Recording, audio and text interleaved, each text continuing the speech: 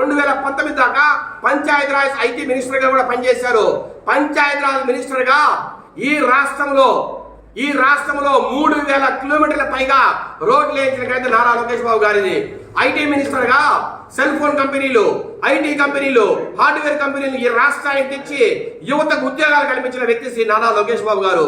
Davos రకరకాల సమ్మిట్లకు వెళ్ళాడు, అక్కడ మన ప్రతిభను చూపించాడు.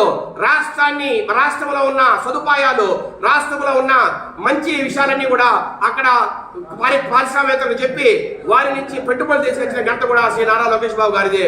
ఇంకొకటి చూడండి, గత 5 సంవత్సరాల్లో ఏ రకంగా అభివృద్ధి చేసిన ఐటీ మినిస్టర్ ఏ రకంగా అభివృద్ధి చేశాడో ఈ గవర్నమెంట్ లో ఈ ఐటీ మినిస్టర్ కావచ్చు, అట్లాగే ముఖ్యమంత్రి కావచ్చు, ఏ రకంగా ఈ సమ్మిట్లకు వెళ్ళి డబ్బులు తెచ్చారో ఒక్కసారి కూడా మీరందరూ కూడా ఒక్కసారి చూడండి, మీకే తేడా కూడా అర్థమవుతుంది.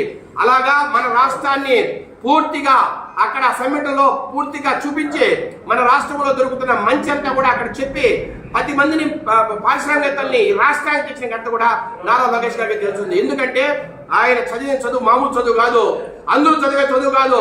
అమెరికాలో ప్రసిద్ధమైన స్టాన్ఫోర్డ్ యూనివర్సిటీలో MBA చేసిన ఘనత నారా లోకేష్ బాబు గారిది.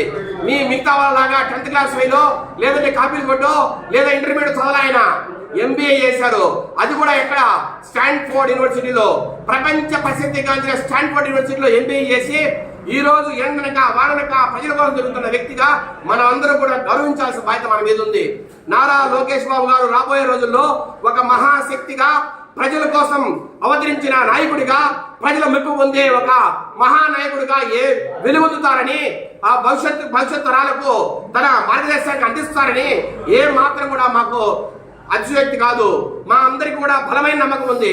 రాబోయే రోజుల్లో మహానాయకుడిగా రూపుదిద్ది ఈ రాష్ట్రానికి భావి ముఖ్యమంత్రిగా కూడా ఆయన పనిచేస్తారని ఆ దేవుడు చల్లగా ఆశీర్వదించాలని కోరుకుంటూ సెలవు తీసుకుంటున్నాం. మీ మేడా విజయశేఖర రెడ్డి, రాజపేట.